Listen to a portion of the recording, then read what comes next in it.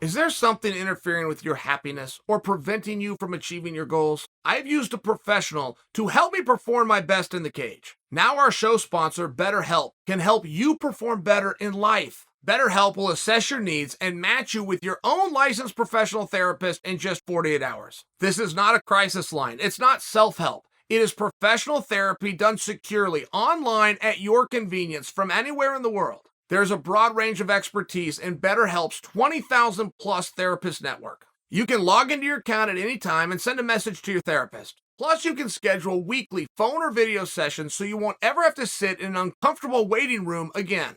It's more affordable than traditional offline therapy, and financial aid is available. BetterHelp wants you to start living a happier life today. Join the over 1 million people taking charge of their mental health with the help of an experienced professional. Visit betterhelp.com/Chael and save 10% off your first month right now. Poirier versus Oliveira. This thing is getting more interesting as the fight goes on, and the story is being told by everybody except Oliveira. It's important that you understand that. Oliveira does not understand or care about or care to learn or ever going to participate in the business of mixed martial arts, but goddamn, he's good at the sport. And in all fairness, we've seen other guys like Oliveira that are fantastic. They don't get what's going on around them, and they don't care. They're locked in on competition, and those guys can go on to become stars. They can. It's just a long path.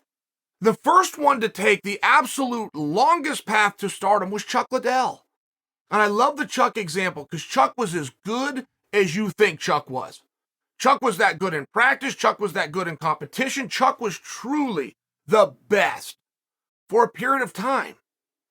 But he wasn't the most famous. He wasn't even the main event. He didn't have the most sponsors.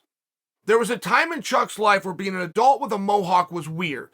There was another point in Chuck's life where kids on Halloween were dressing up like him.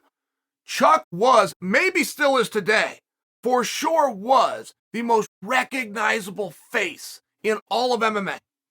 This was a very big deal, and Chuck was very helpful to all of us for that very reason for a period of time. Very excited, but he took the long route. Chuck was a competitor. He was a college wrestler. He just knew shake hands before you, shake hands after you, keep your mouth shut in between. He just knew that, carried it over to MMA, which I see a real honor in. I was very happy when Chuck finally got his due, when he finally did have the most sponsors. The guy goes from having no sponsors to the only athlete in MMA doing commercials on linear television, right? I mean, it was a great rise for Chuck, but it was the long road. And Oliveira can take the same one. It's the one George St. Pierre took. Then you have somebody that offers something different, the Brock Lesnar's of the world, the Conor McGregor. So you get there quickly. But guys, what are we talking about right now? We're talking about perception. George St. Pierre was never perceived as the one guy you don't want to run into an alley. But George St. Pierre could whip every other man out there badly. So wouldn't he be the last guy you'd want to see in an alley? No. He just wasn't perception. He dressed nicely at press conferences. He did not curse. He fought back once somebody fought with him. He didn't start it. He didn't pick it. There was a different perception. That's where I love the BMF belt, by the way. Like, we have a certain group of guys that don't really possess a skill set differently. They have a different attitude, right? You get that Cub Swanson, you get that Mike Perry attitude. Conor McGregor, quite frankly, falls into that. You get this attitude. You get that George Masvidal. You get the DF boys. You get these guys with this certain level of edge to them that are very captivating, but they also put off a perception that we want. There's some things that we want from our athletes. And those guys have it. So I only bring that to you because when you're talking about Charles Oliveira, you're talking about the perception. The perception is not the reality. The reality is very simple. He is the king of the most difficult division in sport. Not within the organization. 155 pounds right now, worldwide, our entire industry.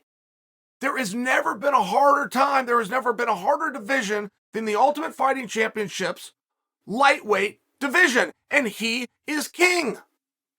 Wouldn't that make him the GOAT based on what I just said? If we all acknowledge, and nobody disagrees with me, the guys in the back, the guys in the locker room, any division, the boys, the girls, the announcers, everyone agrees with what I'm saying. It is absolutely unanimous. The hardest weight class right now is 155. Wouldn't we look to the king of the hardest weight class and declare him the greatest in the sport right now? But we don't. I don't either. I'm not following my own rule. I think it's Usman. And that is the popular opinion. Usman is officially number one. Why? Why would we give it to Usman as opposed to the king of the division that we've all agreed is the hardest? I don't know. I can't answer that. This is just a reality, right? Perception and reality. We're talking about two different things. They don't go hand in hand. Perception of Chuck Liddell, to go back to that example, changed overnight. Once it happened, and it was overnight. Perception with George St. Pierre changed overnight.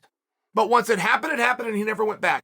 Perception for Charles Oliveira largely weighs in and is going to be directly tied into the result of his match with Dustin Poirier. There is something within our industry, which is very wrong. I don't agree with it in the least, but there's something within our industry of how important it is to defend. If you defend the belt, that does something. Can we agree on that? That word, something. What people don't understand, including Oliveira, if Oliveira remains the king and he went through Khabib's own list of opponents, now you have a different worldwide debate.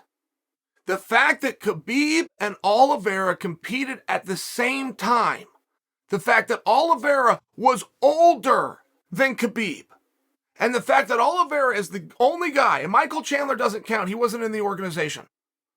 Oliveira is the only meaningful opponent on that roster that Khabib not only didn't beat, didn't dominate, didn't run through, okay? The relevance being, it would be Khabib's division if that weren't true. If Khabib left and Poirier or Gaethje, by example, had the belt, it would reflect positively on Khabib. So because Oliveira has it, you lose that argument if you're Team Khabib, which is a massive part of the MMA atmosphere, right? Plus, Oliveira would get the fruits of that because now you have a common opponent. What if Oliveira beats Poirier faster than Khabib did? Now this is where all the fans and all of the perception starts to go to Oliveira. This is something that Oliveira is not considered. It's something that nobody has considered. This is Chael with the crystal ball, but I'm telling you the reason that this is so important for Oliveira. This is going to open doors and it's going to change perception in ways that nothing else could. And the same will happen if Oliveira loses.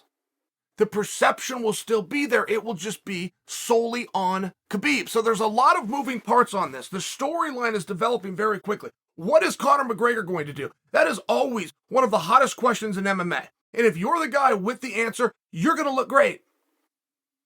If you know what Conor is going to do next, which means the next biggest thing to happen in MMA, you're going to look great, but we don't know. And even though Conor's saying Poirier's name over and over again, if Poirier becomes the champion of the world, he's already tied up with Gaethje. It's a very tough sell to believe that Conor is going to come off of 2 losses into a world title fight. It's a tough sell. We could get it done here, but it's a tough sell, and I'm light on it. I don't think it's going to happen. So I do believe if Poirier wins the belt, it's something different for Conor. And Poirier has even talked about, I'm not going to return to 155 pounds. I got to take a guy at his word. He has the right to change those words, of course. But right now he hasn't.